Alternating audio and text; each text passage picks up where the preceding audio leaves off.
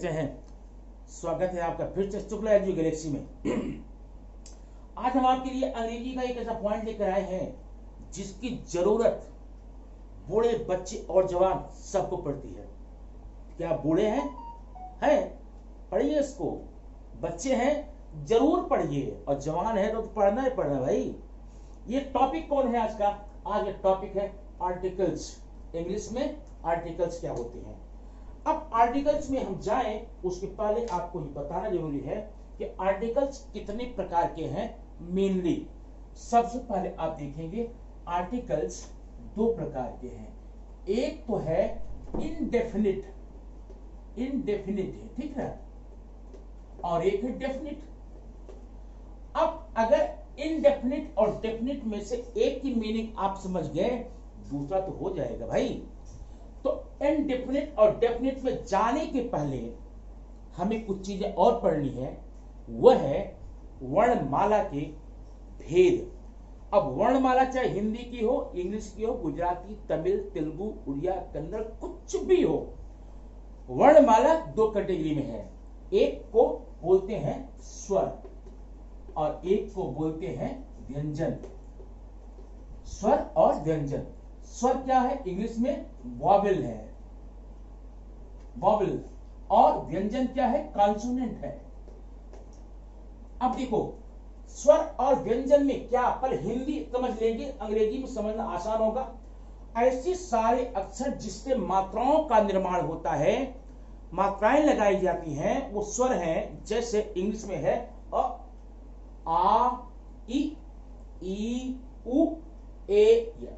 और बाकी क से लेकर ज्ञ तक, क, ख, ग, घ से लेकर के लास्ट में ज्ञ तक को हम बोलते हैं व्यंजन, इंग्लिश में कॉन्सोनेंट। अब इसमें स्वर क्या है? वॉवेल क्या है? ए है, ई है, आई है, ओ है और यू है। 5 हैं वॉवेल किसमें? इंग्लिश में। बाकी जो 21 बचे हैं उसको हम कॉन्सोनेंट की कैटेगरी में रख लेंगे। वो मैं नहीं लिख रहा हूं, आप समझ गए होंगे, ठीक है। तो ये चीज ध्यान रखिए, जब भी मैं वॉवेल की बात करूंगा वहां पर ए, ई, आई, ओ, यू वॉवेल स्वर, और जब व्यंजन की बात करूंगा बाकी 21 अक्षर आपके जो हैं बी, सी, डी, एफ, जी, एच, ये अक्षर आपके कॉन्सोनेंट हो जाएंगे। इसी को आधार मान करके आज हम पढ़ने वाले हैं आर्टिकल्स का यूज कैसे, कब और क्यों किया जाए, इसमें कौन सा नियम है और कौन सा अपवाद है। ये चीजें बड़ी सिंपल हैं। आज आर्टिकल्स में मैं सिर्फ बेसिक चीजों की इंफॉर्मेशन हम लोग आपस में शेयर करेंगे। एडवांस पढ़ने के लिए बेसिक से होकर गुजरेंगे, फिर एडवांस में जाएंगे। लेकिन आज के वीडियो में ओनली बेसिक ही आपको एडवांस तक ले जाने में हेल्प करेगा। तो आपने देख लिया, ये है स्वर और व्यंजन, ठीक है। अब उसके बाद में आपके आर्टिकल्स कुल मिलाकर 3 होते हैं। 3 कौन कौन से हैं? अ है, ऐन है और द है। इन तीनों को हम 2 कैटेगरी में बांटेंगे। एक को बोलेंगे डेफिनिट, एक को बोलेंगे इनडेफिनिट। अब इनडेफिनिट का मतलब होता अनिश्चित, जो निश्चित न हो, और डेफिनिट का मतलब होता है निश्चित। तो ये जो आपका है इनडेफिनिट में आएगा। इनडेफिनिट में क्यों आएगा अभी आप समझ जाएंगे। ये डेफिनिट में क्यों आएगा ये भी मैं आपको बता देता हूं। ओके, बात समझ में? अच्छा, तो आर्टिकल्स ए एंड द का यूज करने के लिए सबसे पहले हम आपको इनडेफिनिट का यूज बताएंगे। अब तक डेफिनिट में चलेंगे। इनडेफिनिट में क्या क्या है? अ है और एन है। अ और एन, ये देखिए 2 आर्टिकल्स हैं। अब इन दोनों की हिंदी में मीनिंग सेम होती है। कितनी? 1। जब कहीं भी आपको एक लगाना हो हिंदी में, उसके लिए आपको इंग्लिश में अ या एन लगाना होता है। एक लड़का, एक लड़की, एक हाथी, एक चाक, एक डस्टर, एक घर, एक मकान, ऐसी चीजों के लिए हमेशा क्या करेंगे? वहां पर ए या एन लगाएंगे। अब प्रॉब्लम ये उठती है बच्चों के लिए, आपके लिए नहीं, बच्चों के लिए, कि जब हिंदी में एक ही शब्द एक है तो अंग्रेजों ने ये 2 क्यों बना दिया? कंफ्यूजन के लिए। भाई कोई बात नहीं, बनाने दो, हम आप बताते हैं ये कंफ्यूजन दूर करके। ठीक है। आप ए और एन का यूज कहां करेंगे? सिंपल रूल देखिए, हम सिंपल से टिपिकल में जाएंगे। सिंपल रूल, सिंपल रूल्स किसका? अ और एन का। अब ये देखना सिंपल रूल्स क्या है। जहां पर जिस शब्द का पहला अक्षर वावेल हो, वावेल मतलब ए ई आई ओ यू हो, वहां पर आप लोग हमेशा ए के लिए एन लगाएंगे। लेकिन और भी कंफर्म कर दूं, यहां पर ए ई आई ओ यू हो, सिर्फ यही नहीं, इसका साउंड होगा। क्या होगा? साउंड। व्यंजन की बात मत सोचना, ऐसा दिमाग मत लगाना कि जहां कहीं भी ए ई आई ओ यू आ जाएगा वहां पर एन लगा देंगे, नहीं। कभी कभी कॉन्सोनेंट आने के बाद भी हम एन लगाते हैं। क्यों ऐसा होता है? तो इसलिए आपके दिमाग में अगर ये बात हो आज तक, जहां पर भी वॉवेल होगा वहां पर एन लगाएंगे, जहां पर कॉन्सोनेंट होगा वहां पर अ लगाएंगे। तो ये बात आज अभी से दिमाग से निकाल देना, क्योंकि कुछ और बातें हैं वो आप समझेंगे। तो ध्यान देना, अब मैं जो कह रहा दोहराना, कि जहां पर ए ई आई ओ यू का साउंड होगा, आवाज होगी, वहां पर हम लगाएंगे एन। अब वो चाहे ए ई आई ओ यू हो, चाहे बाकी कॉन्सोनेंट हो। अगर कॉन्सोनेंट्स में भी ये साउंड आता है, वावेल का आता है, तो वहां भी आप एन लगाएंगे। और जहां पर कॉन्सोनेंट्स का 20 लेटर का हो वहां पर ए लगाएंगे। अब मैं बता रहा हूं एग्जाम्पल देखना। इस सिंपल रूल नंबर 1 हुआ, एक एक बताएंगे।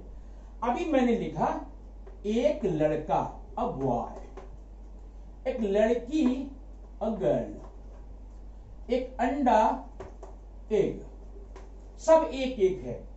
और एक हाथी, एलिफेंट, एक पेन, एक कलम, पेन। अभी यहीं पर आपको क्या लगाना है? लगाना है ए या तो एन। अब ध्यान देना, ये बी है। बी को हमने क्या पढ़ा? वो माने पहला अक्षर ब आया। कौन सा आया? ब। और ब क्या है? कॉन्सोनेंट है, व्यंजन है। तो व्यंजन के लिए आप यहां पर हमेशा अ लगा के चलेंगे, ठीक है।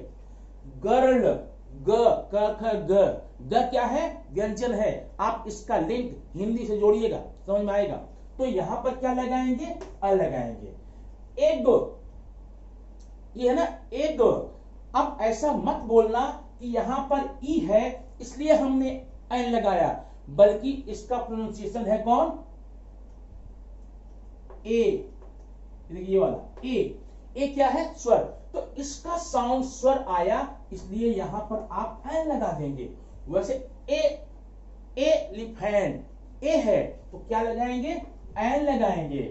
पेन है, प है तो क्या लगाएंगे? अ लगाएंगे। इस प्रकार से आप इस सिंपली आपने देख लिया। यहां पर आपके जो विश्वास पहले का है, स्वर के साथ, वावेल के साथ हम लोग एन लगाएंगे, कॉन्सोनेंट के साथ में अ लगाएंगे। आपका विश्वास यहां पर दृढ़ हो रहा होगा। नहीं, लेकिन मत सोचना कि जहां पर आप ए ई आई ओ यू देख लेंगे पक्का वहां पर एन लगा देंगे। नहीं, मैंने बात की है किस चीज की? साउंड की। किसकी? साउंड की। अब एग्जांपल देखते हैं। यहां पर आपका यू हो गया, ठीक है। Next, second rule. Second rule क्या है ये देखना। अगर आपका कोई शब्द का पहला अक्षर साइलेंट हो, ये देखना, साइलेंट हो मतलब जिसका उच्चारण हम नहीं कहते। अब एग्जांपल देखना, यहां पर मैं एक वर्ड लिखता हूं, ये है आवर, ये है ऑनेस्ट, ये है नॉलेज। 3 शब्द में आप लोग पूरा कंफर्म कर देंगे।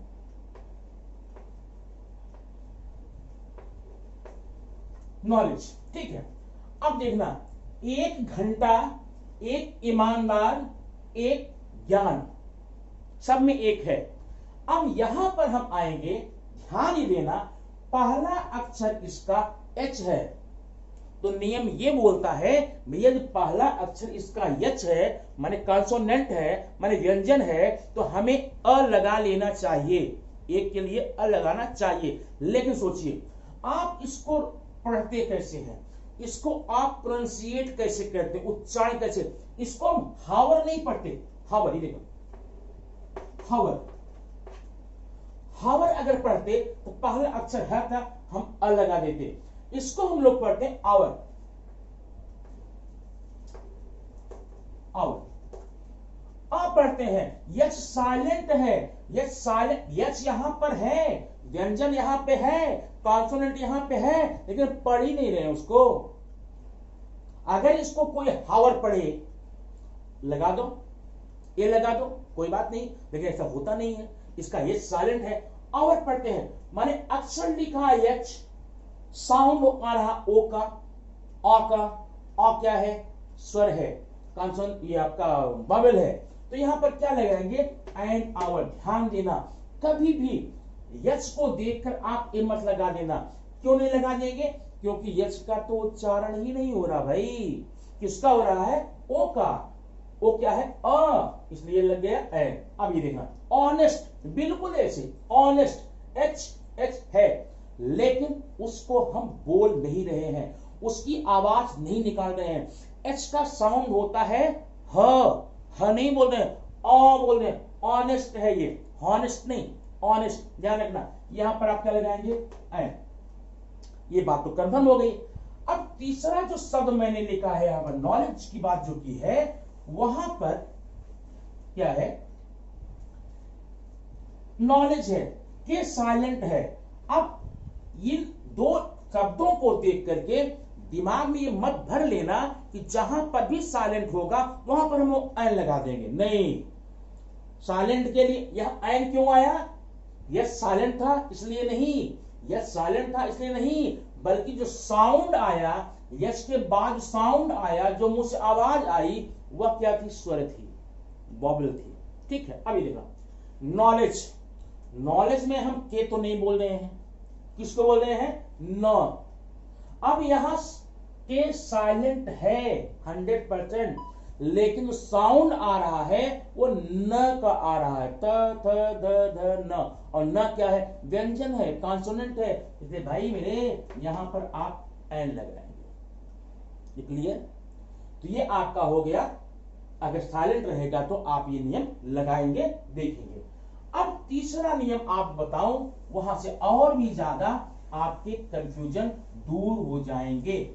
अब देखो थर्ड, थर्ड है जितने भी शॉर्ट फॉर्म होते हैं, ये देखना, शॉर्ट फॉर्म। अब शॉर्ट फॉर्म क्या है, MBBS, यह है SSC, PhD,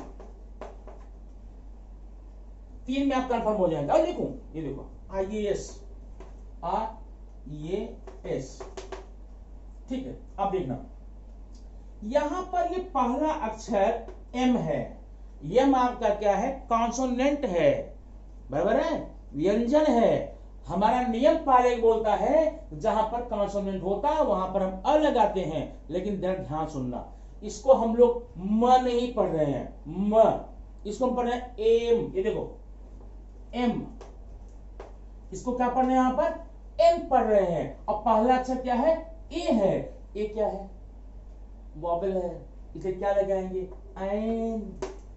clear.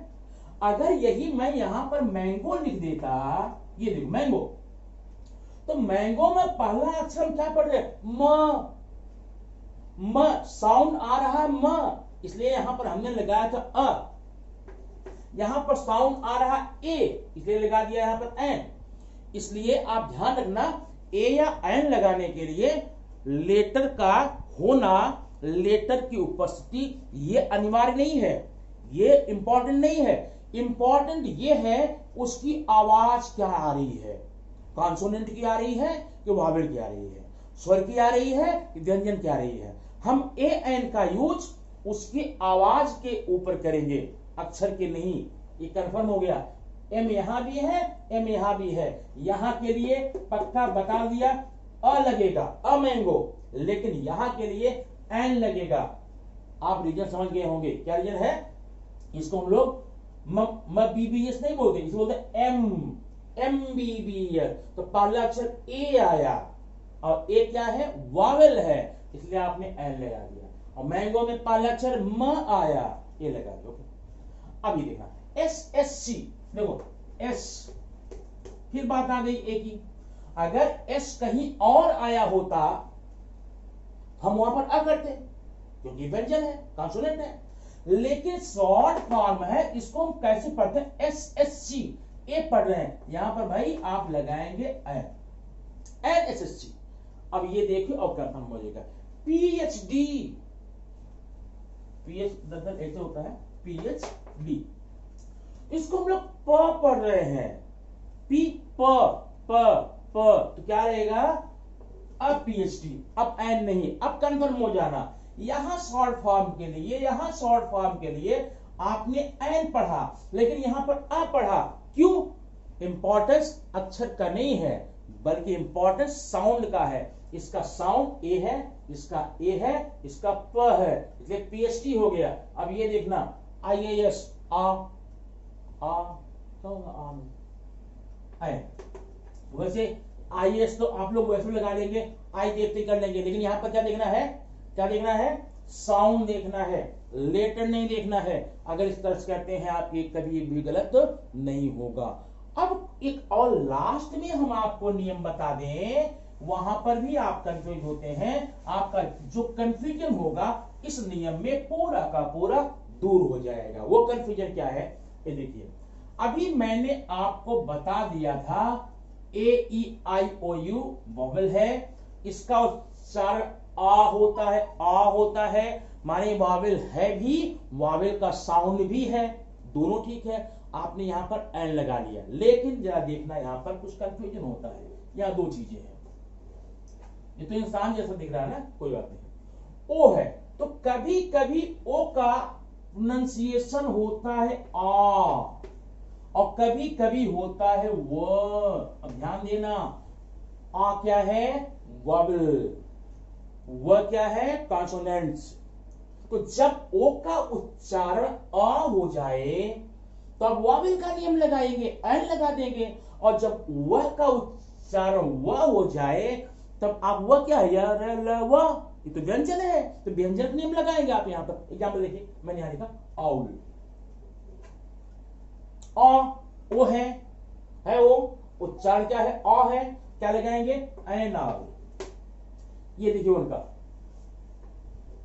1 rupee note.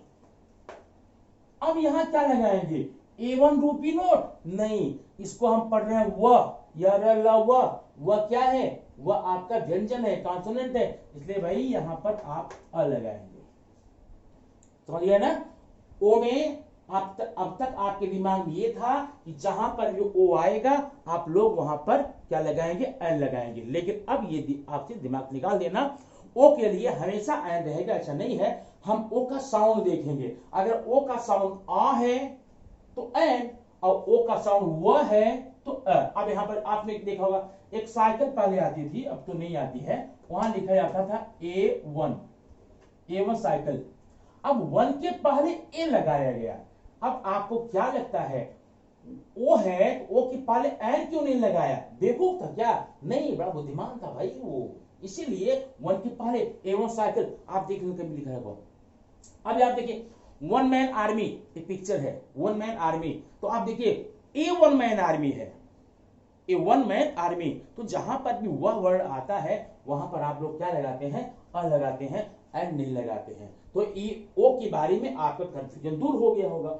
अब जरा देखेंगे हम लोग यहाँ पे कि एक अक्षर और है, अभी अभी आप पढ़ के आ रहे हैं, ये यू है, और यू आपका वॉवेल है, और वॉवेल के लिए आप एन पढ़ते हैं। लेकिन यह देखिए इसको ध्यान से, ये गलतियां बड़े बड़े लोगों को भी करते हुए देखा है, आज के बाद आप नहीं करेंगे।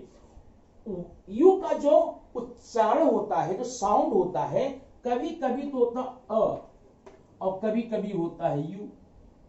अब ध्यान देना, अ वॉवेल है, और यू कॉन्सोनेंट है। तो जब यू का उच्चारण आप अ करेंगे तब तो लगाएंगे एन, ठीक। और जब यू का उच्चारण यू करेंगे तब लगाएंगे ए। यहां ए क्यों लगा रहे हैं? क्योंकि यू या लगा हुआ या ये क्या है? कॉन्सोनेंट है। आप यू लगाएंगे। एग्जाम्पल देखिए, मैंने लिखा यहां पर अंपायर, यहां लिखा मैंने यूनिटी,